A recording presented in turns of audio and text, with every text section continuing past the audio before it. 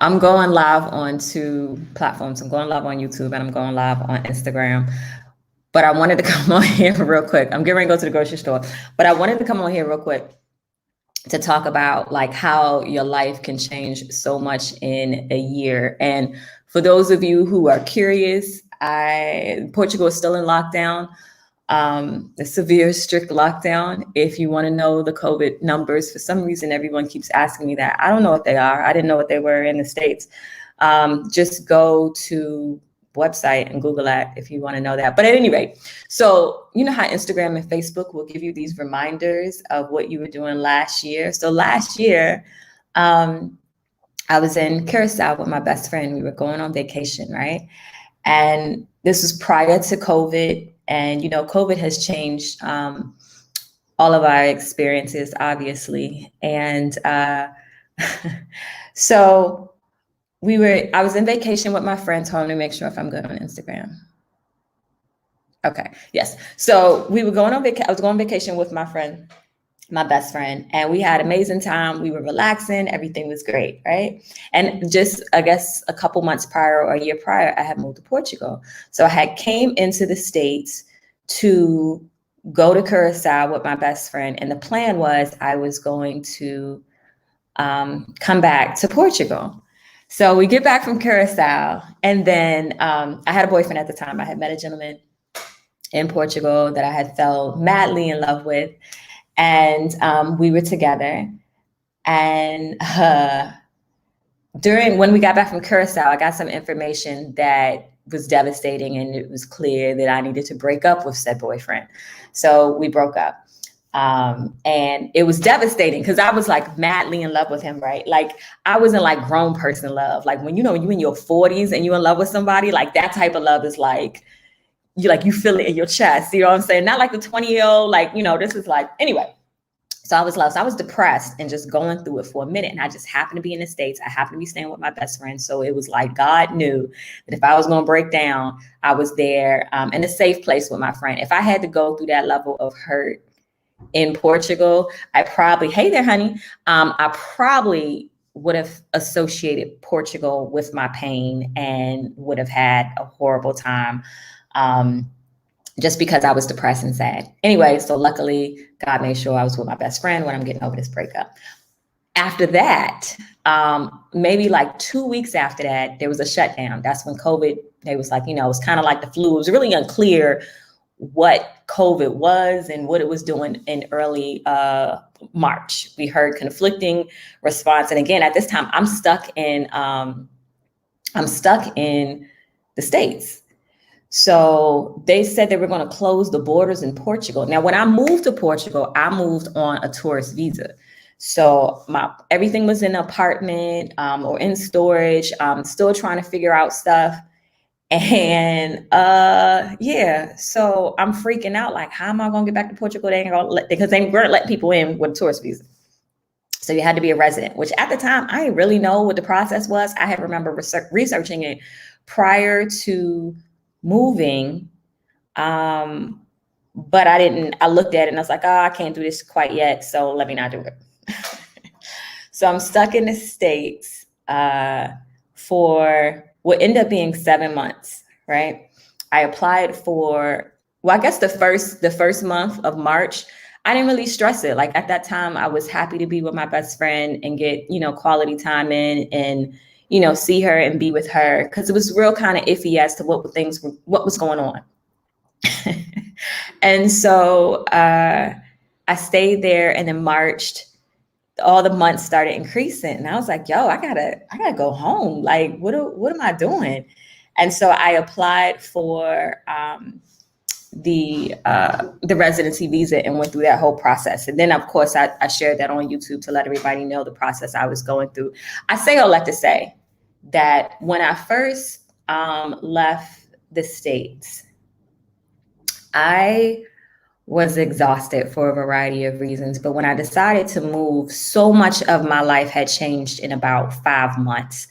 I had all these new experiences, from not knowing the language to trying to find an apartment to learning how to do basic skills and things that you thought you always knew how to do. like taking the train, going grocery shopping, learning how to do laundry, learning how to, operate an oven in a whole different language. All of that was new and it was overwhelming. And then I met, my ex at the time, fell in love with him, and all of this stuff was just happening at like record speed when I first moved here, and it was a lot. And I do feel like, even though we're not together again, I do feel like he helped me transition into this new life. Because at the time, one of my friends, she's like my expat sister now, she was visiting in Portugal, but she lived in Spain. So she went back to Spain. And so all the friends I had met was starting to dissipate. And I was like, oh my goodness. And then I just, happened to meet my ex, and we were together for like 7 months or something like that.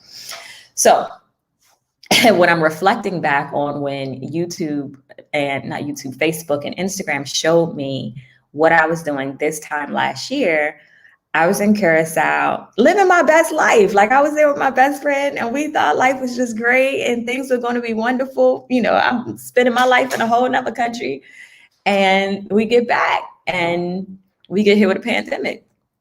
And when I was looking at that and I was kind of reflecting on it this morning, and I was like, I just wanted to come on here real quick and just share how quickly your life can change for the worse and for the better, and I think we need to do as much as we possibly can to try to make it positive. If we're doing the same thing we've been doing for the past year, you're going to have the same results. And it doesn't mean you have to move out the country. It doesn't mean you have to do something extreme, whether that's starting a business, getting some therapy, whatever it is you need to do, it's required. Because what this pandemic has showed us is that life is short. I feel like we knew that before, but then you get caught up in the hustle and the grind that you forget.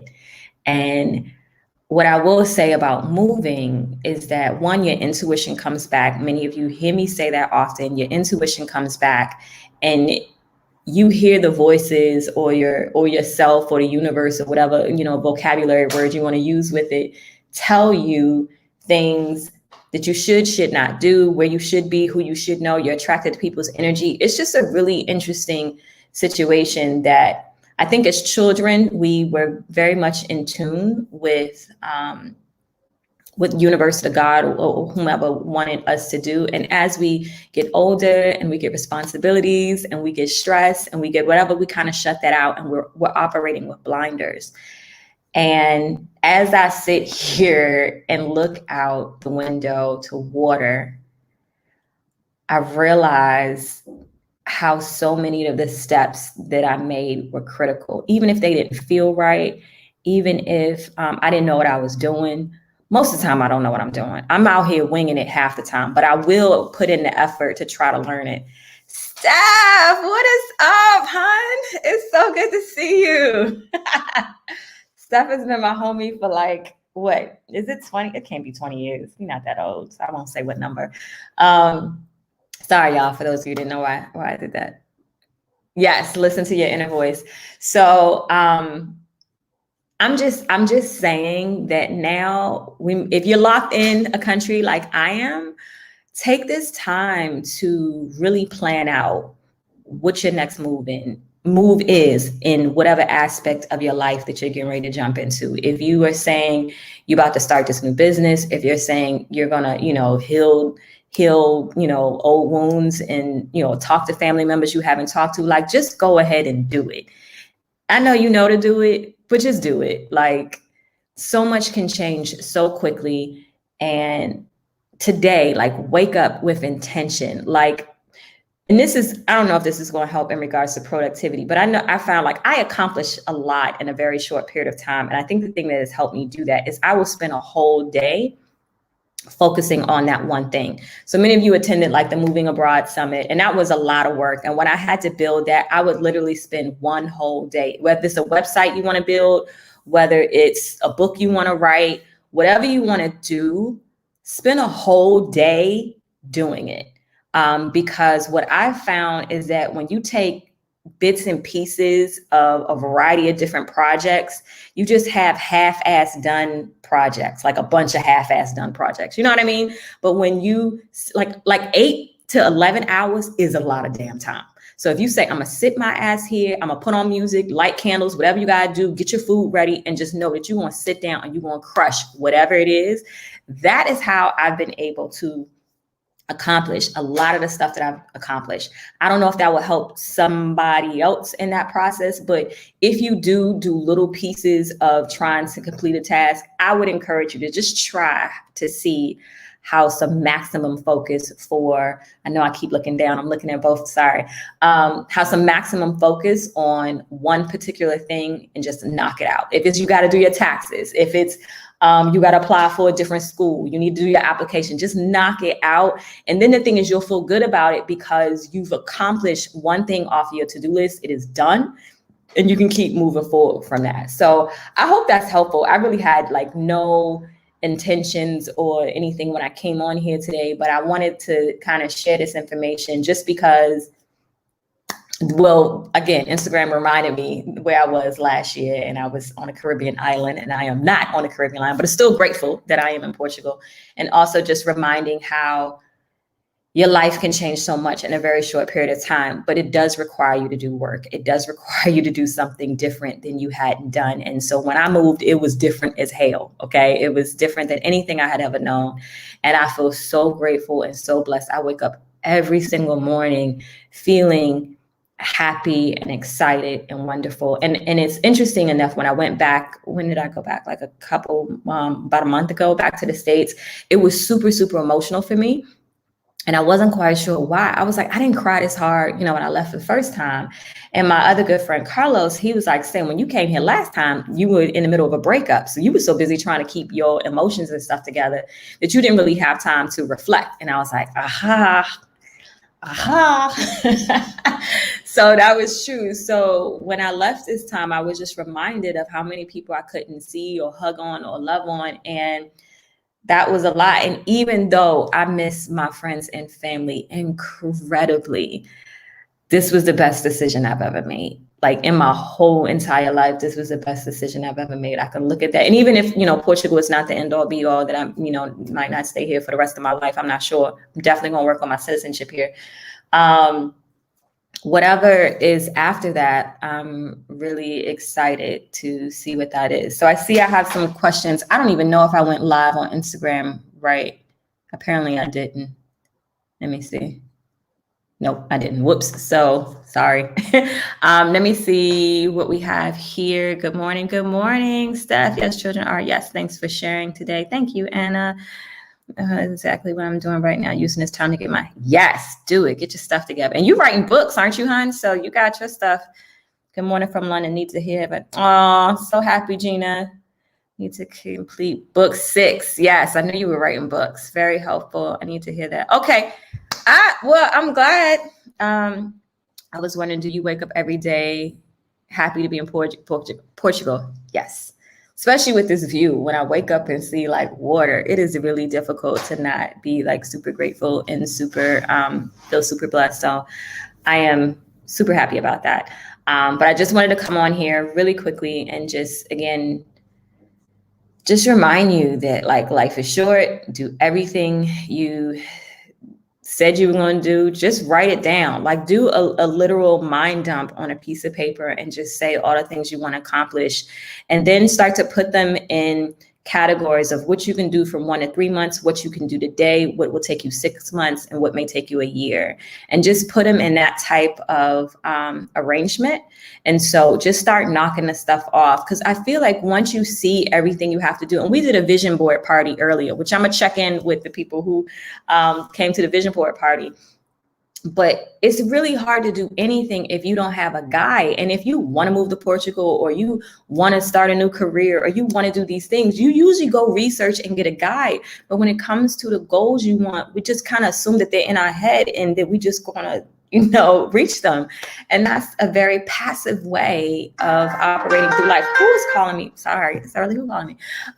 It's a very passive way to go through life. So I encourage you to just write it all down, and then find the people that could potentially help you reach your goals. Sometimes we can't do this ourselves, and we may need some assistance. So maybe share it with your friends, your supportive friends that can help align you with those people. If you see people, whether online or groups, be gracious. Know that people got a life and they ain't gonna stop their life just to, answer your questions. But, give them time to do that and just see how you can get these goals done. I mean, the main reason that I do these videos and stuff like that is because I said when I'm 80, I want to be able to look back at this and like, yeah, girl, you did that.